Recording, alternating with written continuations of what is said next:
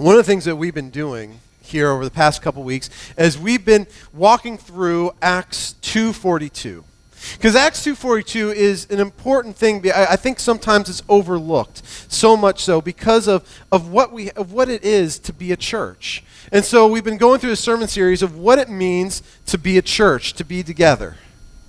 You know, when I was in seminary, there was a new movement in teaching, and for those of you who are in school, some of us are home, some of our congregation, our college students back on something called fall break, which is something new that I've never heard of before. I shouldn't say I've never heard of it before. It's a relatively new inception, but it's great, right? Let me tell you. And so one of the things about every seminary class I took was almost somewhat fascinating to me because we would get the syllabus at the beginning of the year. And when we get the syllabus at the beginning of the year, you would have the list of where you're going to get your grades from. And you knew exactly what it was going to be, like how to get an A in the class, or for me to get B in a class, or if it was, Hebrew, how to get, D equals diploma, right? So how to be able to get a good grade, it was very simple. There was assignments. So much of a percentage would be the tests that you take. So many of a percentage would be the reports that you'd have to write. But then always, every class I took, it usually was 5 to 10% of the grade at the end was something called participation. And I always thought that was really interesting, right? You had a part of your grade was for participation. One time I asked the professor, I said, why is it that we get a grade for participation? He goes, well, one, I wanted to spur you all to talk in class. And then the other thing was, he goes, basically, I decide if I like you or not. I have the ability to kind of bump you up a grade, make that B minus a B, or take that B minus and make it a C plus. So maybe he was joking, but probably not. No. But it's something to be said for participating, right? Being a part of something, being included in the class. And it'll always be really funny because people wouldn't read the syllabus until like the last 2 weeks of school. Then all of a sudden, everybody's hands were going up and trying to say something and everything, trying to make sure the professor knew. And one time the professor go, "Are you even in this class? I don't ever seen you come to class before." And I'm guessing he didn't do so well in that participation part of class. But it's something that's said for being a part of something.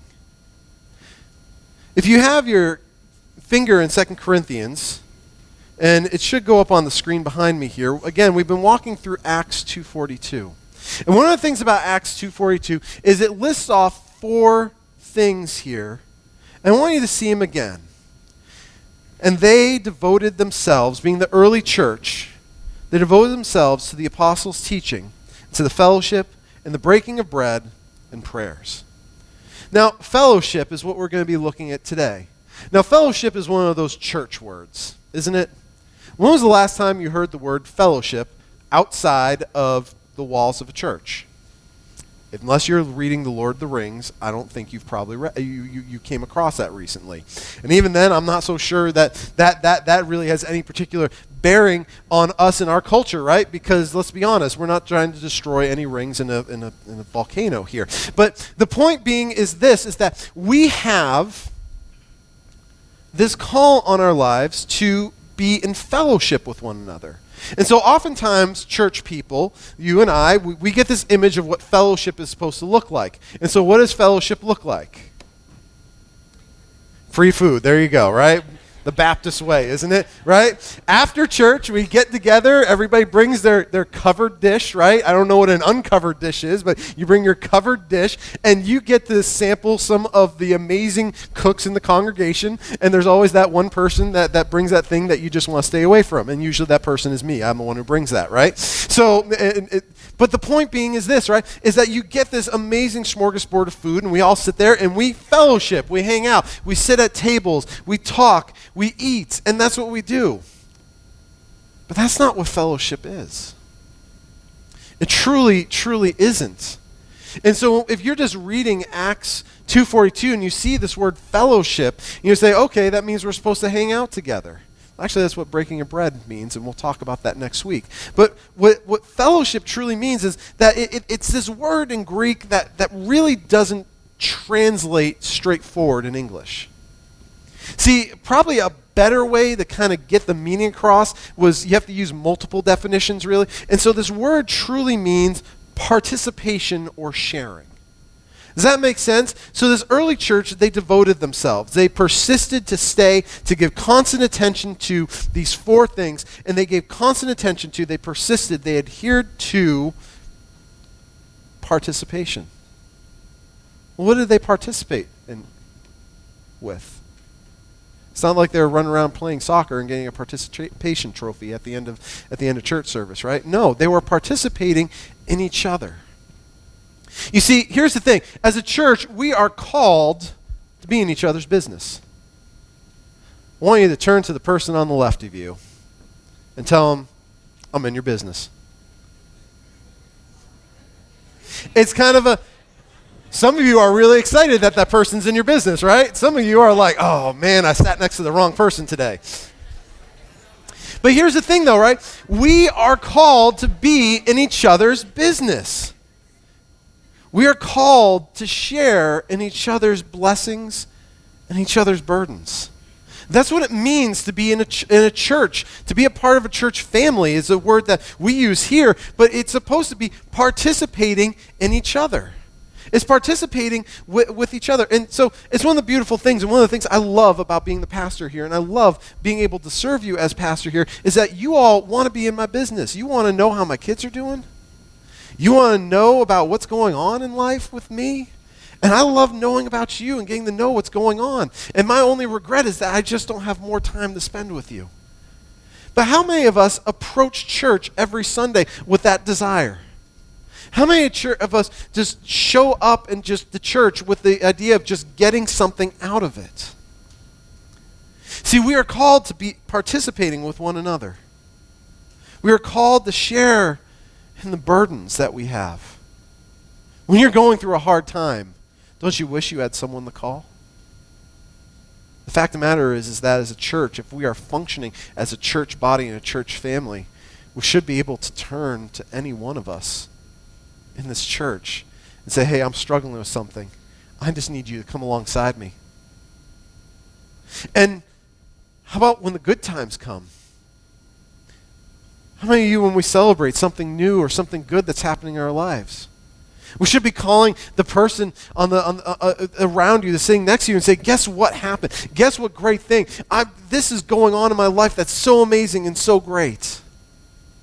We are called to be in each other's business.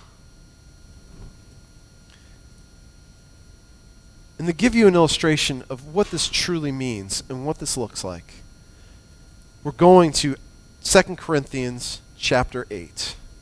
Now, I have to give you a whole bunch of background today for this to truly make sense to what it is. So it's going to sound like a little bit like a history lesson for about 5 minutes. But if you bear with me, and for those of you who like history, you're excited, right? For those of you, just come back after 5 minutes here. You see, during the time when this letter is written, there's something incredible that's going on. But really, for it to truly make sense and resonate, you have to go back to Acts 2:42.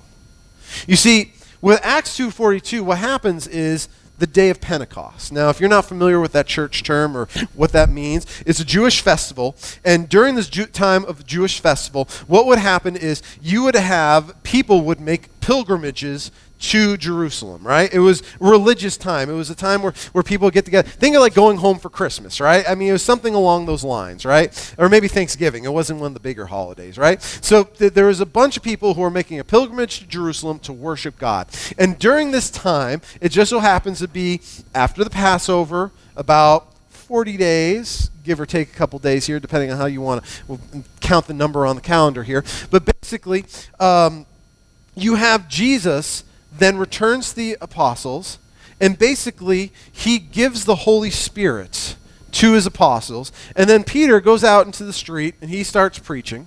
He starts telling people about Jesus, and then all of a sudden you have about a church of 70 people, and then sprinkle a little instant Holy Spirit on it, and boom, you have 3,070 people. And all of a sudden people are being baptized, people are being saved, amazing things are happening. But here's the thing. You go on vacation, you have this transformative event that happens in your life. Do you just go home and go back to normal? It's not that you experience Jesus and you go home to the local church. Remember, there isn't one. There's only one church. There's only one place where believers are. And why go back to something that is secondary to the greatness of knowing Jesus Christ? And so as a result, maybe if you were a wealthier person, maybe you owned a business or some property or land or something like that, you may have gone back home because you had a reason or a purpose. But if you just scraped together your change because you were a day laborer, which most people were in that day, and you went to make your pilgrimage because it was your obligation to do so, well then, why go back? And so as a result, you have this amazing conversion experience for all these people. And so you have this amazing thing that's happening where all these people are being saved, but now you have people who are in need. A lot of people in need. And so the question was, how do you provide for the people who are in need?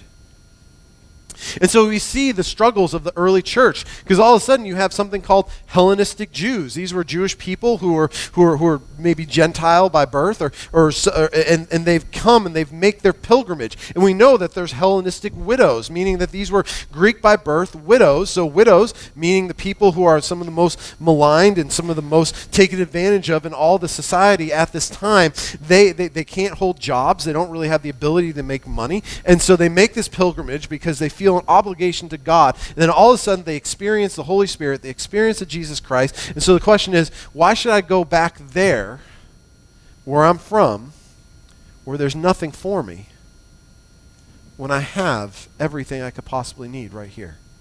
And so as a result, you have this dramatic shift and you have this dramatic change. And so the early church struggled to figure out, what do you do with these people who are in need? Do you just cast them out? We're supposed to love them in Jesus Christ. And so as a result, you have deacons, the creation of the office of deacons, people who are serving, making sure that people are not being neglected and that everyone had what they needed to survive, food. Because the fact of the matter is that there wasn't a thing called food stamps back then.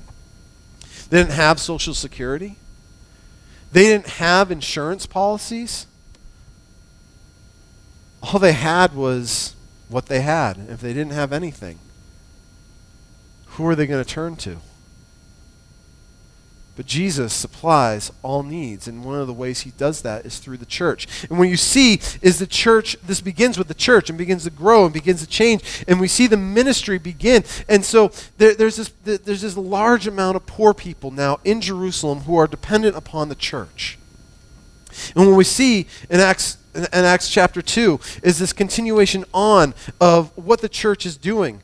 We see that if you go on, it says in verse 44 in Acts 2:42, you don't have to turn there, just listen. It says, and all who believed were together and had all things in common, and they were selling their possessions and belongings and distributing the proceeds to all as any had need. And that day in the temple, attending together and breaking bread in their homes and receiving food with glad and generous hearts, praising God and having favor with all people. You see that what's happening here is this whole new community is coming forward. This group of people who don't really have anything in common now are all shoved together because they have the most important thing in common, which is Jesus Christ. And so as a result, how do you turn your back on someone who's in need? How do you turn your back on someone who understands everything and all the need for Jesus in your life? How do you turn that back? And so people were selling what they had. People were doing all these things. They were bearing with them in their burdens. Well, this can only go for so long. And so this went on for years and years and years, and eventually there was persecution in the church and many people were dispersed out, but there remained a large contingent of Christians in Jerusalem who were poor, who were in need. To make matters worse, they lived in Rome. And if you know anything about the Roman Empire, if you watch TV shows or you read history books or anything, you'll see is the Roman Empire was this great and amazing thing. Italy itself, Rome itself, is this amazing place with all these huge and wonderful structures that still stand today that you want to see, and people still go visit it constantly. However, all that comes with a price. Heavy taxation off the poor and all these other conquered people. They just, like a sponge, just wringed out every dollar they could out of these conquered people groups and brought it to Rome so that the people in Rome can live in opulence and wealth. And as a result, there wasn't a huge Roman influence in the area or a city that had a lot of Roman influence, it stayed poor. Jerusalem was just that. It was just an area where it didn't have a lot of Roman influence. In fact, it was more just known for troublemakers, because every once in a while the Jewish people would be like, you know what, we need to have an insurrection. So let's fight against who's conquering us, and eventually it would get put down. And that's the course of history. And so as a result, it was just a small military presence that was there. But here is the thing, is that money was just being taken out of the community, with no money being brought back in. On top of that, the church itself faced incredible persecution in the beginning. In fact, the worst persecution that it faced came from the Jewish people itself. Because we talked about it last week, we continue to talk about it. The Jewish people, they wanted people to focus on their version of Judaism, and they wanted them to ignore Jesus Christ. So in any way possible they could, they tried to prevent it. I mean, they killed Jesus because they thought it would put an end to it. They would basically do everything they could. Paul himself, before he was Paul, he went by the name of Saul, and Saul's job in life was to go around and throwing people in prison for the sake of the gospel, and sometimes killing them. And so as a result, the largest group of Christians in the known world at this time live in Jerusalem, and they are in desperate, desperate need. And so then something amazing happens. Someone gets this idea. They said, you know what? Some of us live in communities that are doing better than others. Some people have a little bit more money than other people do. And you know what we can do? We can share the burden. So these churches that are being planted, these churches that are all around are going out. And so what's happening is an offering is being given and brought up, and they're sending it to Jerusalem to take care of the poor people, the people who are in need. The church universally as a whole is bearing with each other's burdens. So with that said, hopefully what I'm about to read now in that context will help you see Paul is writing this letter to the church in Corinth. And what he is doing is he's trying to encourage them to follow the lead of some of the other churches to give. With that said, follow along with me as I read from chapter 8, starting in verse 1 of 2 Corinthians. We want you to know, brothers, about the grace of God that has been given among the churches of Macedonia. So, real quick, side note, Macedonia, that's modern-day Greece. So, but that doesn't make a ton of sense to us. So, that's the church in Philippi, or Philippians as we know it.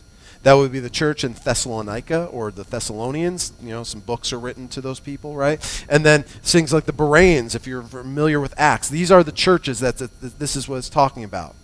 So you have this thing that's happening, is that there's this grace that is coming up and coming out of here. And this grace is basically saying this desire to help others.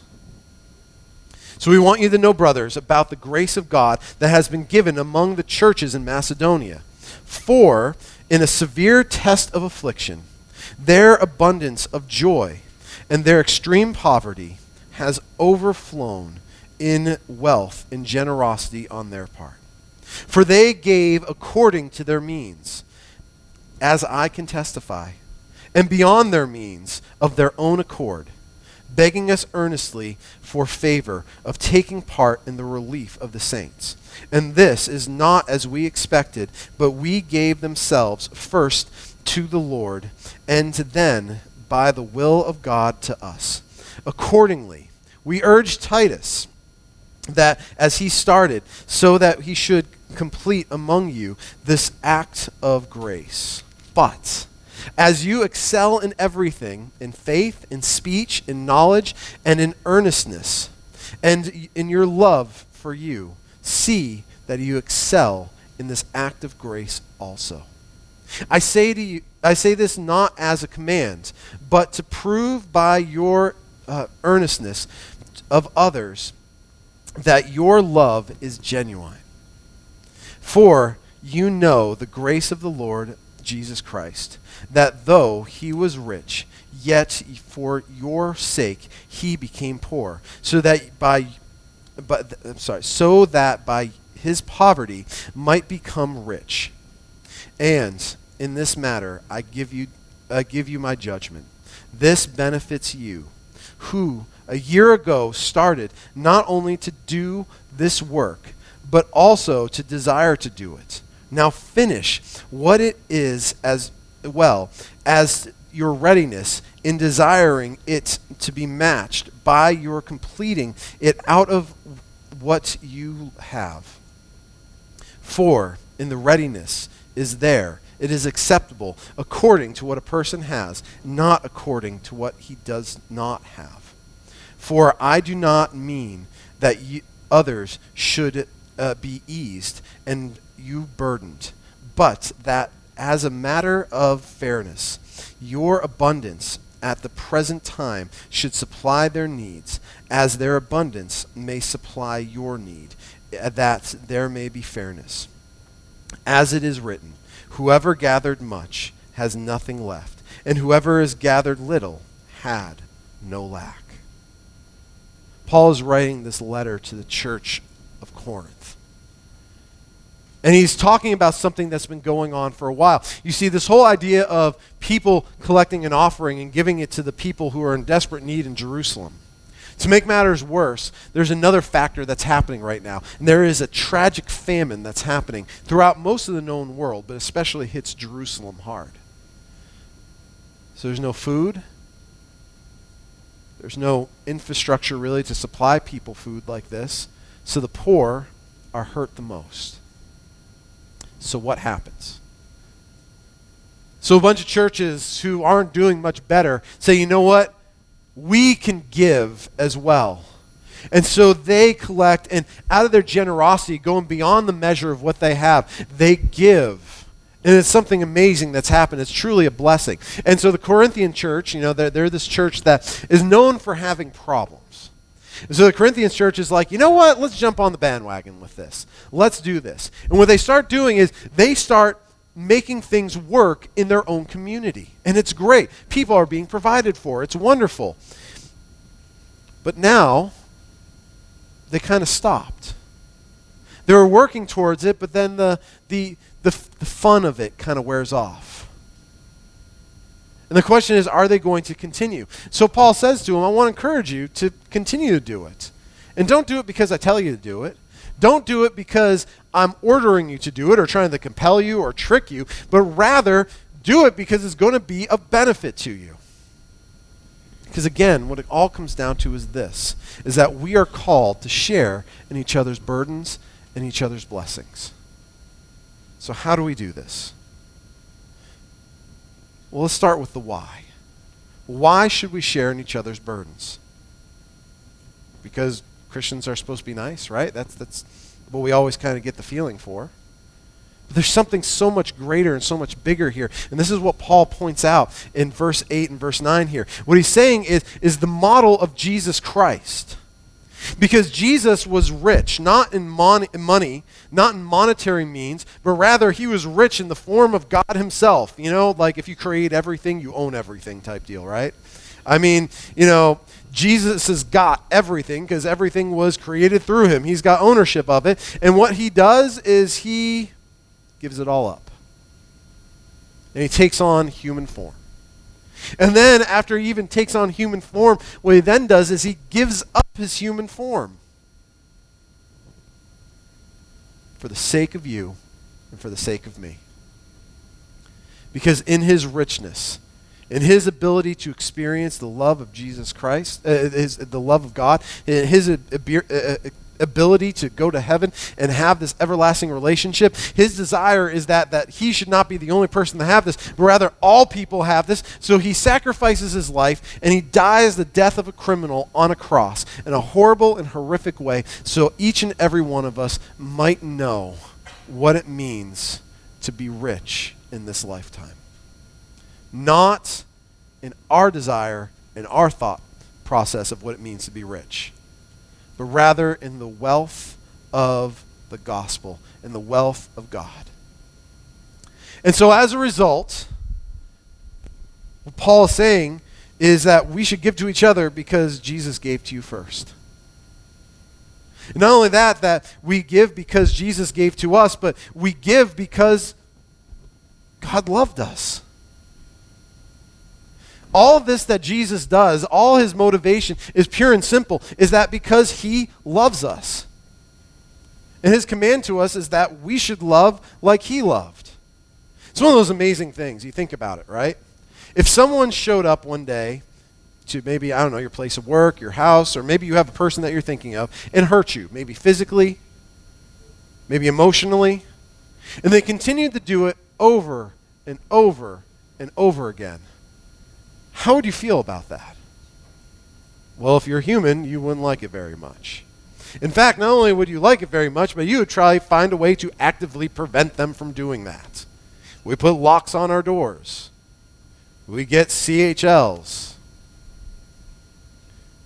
We create barriers in which that we keep people at distance so that we don't keep getting hurt. But here's the thing. We do that to God all the time. You see, God continues to forgive us, even though he says, I have a couple simple rules. There's about 10 of them right here. Just don't do this. But we break them every single day. And can you imagine the hurt and frustration? For those of us who are parents, it'd be like, kids, don't do this, and they do it. And you say, kids, don't do this, and they do it again. You say, kids, don't do this. And for 3 days straight, they do it, to the point where you're like, you know what? It's time, timeout may not be enough, right? What is going to happen, right? And so here's the thing, is that God loves us. And so even though we continue to hurt him repeatedly over and over and over again, God still loves us. The pain that Jesus felt on the cross, not only physically, but the emotional pain knowing that his best friend has denied him, that his supposed friends abandoned him, and he is left alone. And those words that he utters on the cross are just full of anguish. And even though he went through all of that, he still loves each and every one of us enough to do it again and again and again for your sake and for my sake. What he asks us to do is to love people back that way. Why should we give?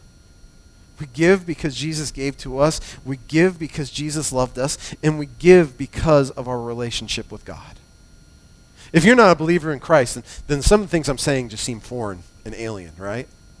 Because the world tells us that you need to get as much as possible and get as quick as possible. And it doesn't matter how you get there.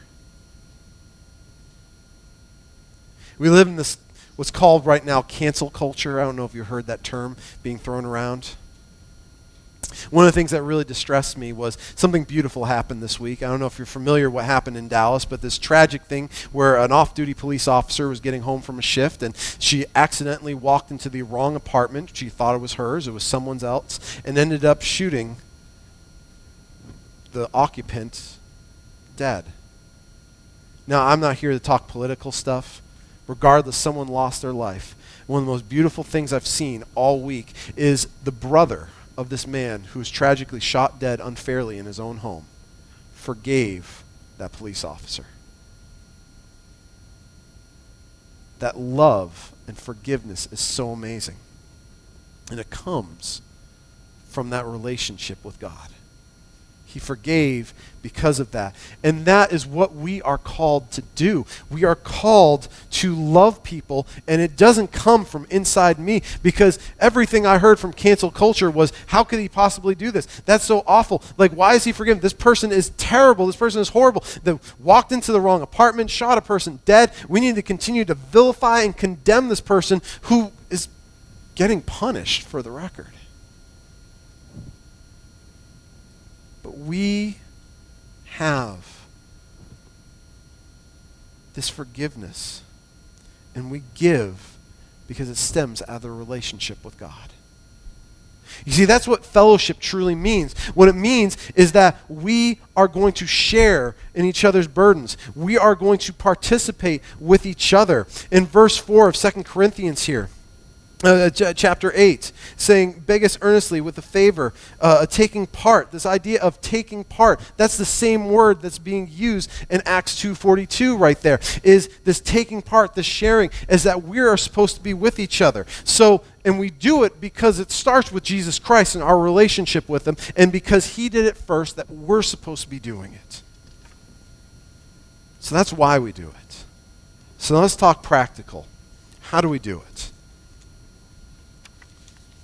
Let me give you just a couple quick things, because Paul talks about it right here. First thing we need to do is we need to give generously. If we are going to partake and share in each other's burdens, in each other's blessings, we need to be generous.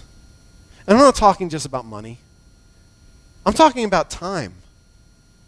Because sometimes what someone needs is not, some money just to help them get it through. Sometimes it is, but sometimes it's just being available.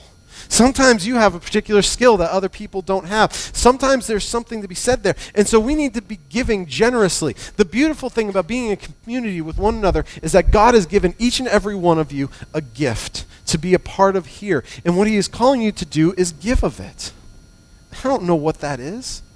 If you want help identifying it, we can got some tools here. We'll help you figure that out. We're supposed to give of ourselves generously to each other.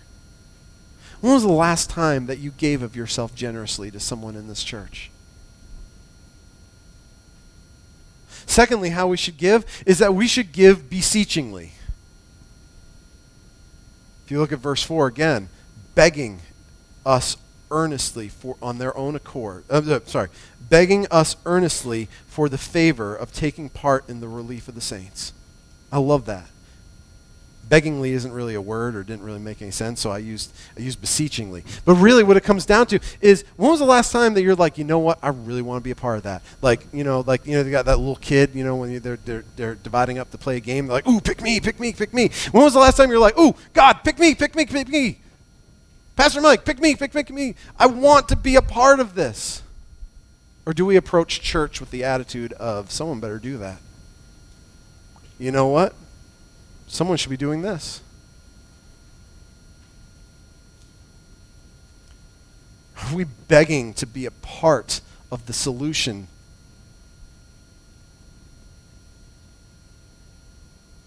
And we give in purity. What is the motivation of your heart? Is your motivation of your heart go back to your love of Jesus Christ? Does it be because Jesus loved me, therefore I'm going to love you, and so I'm going to give because of my love for Jesus Christ? Or is there an alternative motive? Maybe you're giving for the recognition. You're giving for human reasons. You're giving to impress people. Because I'll be honest, God doesn't want that. One of my favorite stories came back in the early 2000s. One of the top 10 largest Southern Baptist churches decided that they didn't really like the confessional statement of beliefs, our doctrine that we as Southern Baptists adhere to, and they sought to openly change it. And after a lot of debate and everything, as they tried to force their way through, the denomination spoke and said no. And so they said, well, we're leaving, and we're one of the biggest donors to this denomination. So as a result, you're going to need missionaries are going to suffer this, that, and the other thing. And so it was a hard question. What do we do? And so the denomination as a whole said, you know what? We're just going to let this church go. And when they let this church when they left, one of the most beautiful things that happened was that after that church left, the next year, the giving was up 10% without that big church. See, here's the thing. Some of us walk in and we think of ourselves as important. We think of ourselves as this necessary thing, and we need to always just keep ourselves in check, because one of the things that we need to remember is that God is so much bigger and so much stronger. And God is going to do things in spite of us. And we need to remember that. That we need to give out of purity of heart. We need to share in each other's burdens and each other's blessings out of purity of heart. And not just because we're looking for a free meal, or we're looking for some way to benefit ourselves in recognition.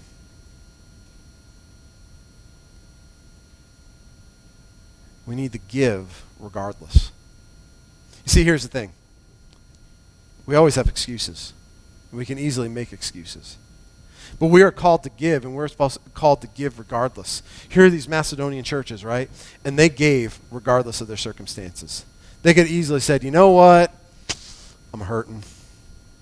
You know, I have just as many problems as you do in Jerusalem. We understand and we love you, and we understand that you guys are hurting, and we understand that you got poor to feed, but we got poor to feed over here.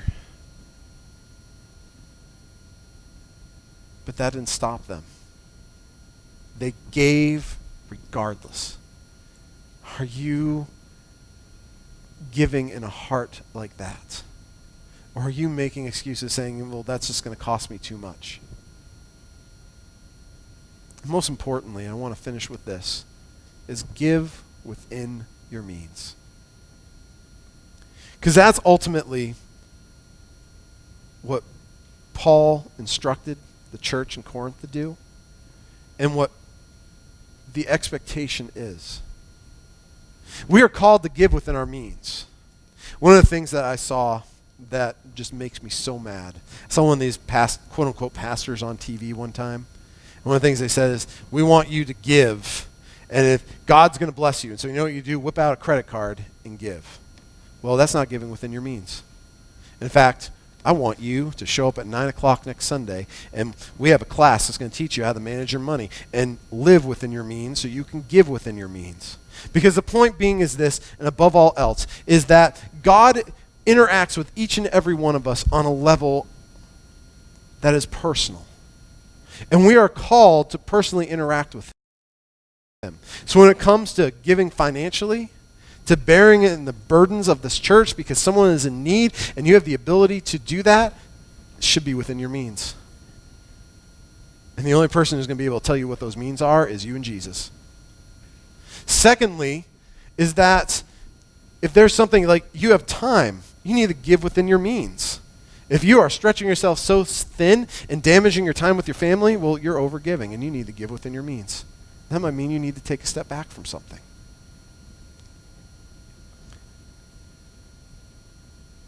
Above all else, we're called to bear with each other's burdens. I know there are people hurting. There's people in need in this church. And so I'm going to close with this.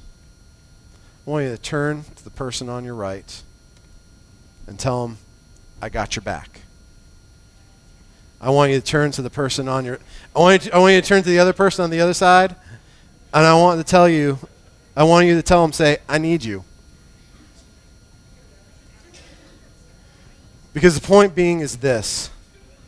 This is what the beautiful part of everything is that we are called to be in community with each other. And we shouldn't be holding back from each other, but rather the Spirit of God should be dwelling in us. And the way we interact with each other is that we love each other because God first loved us.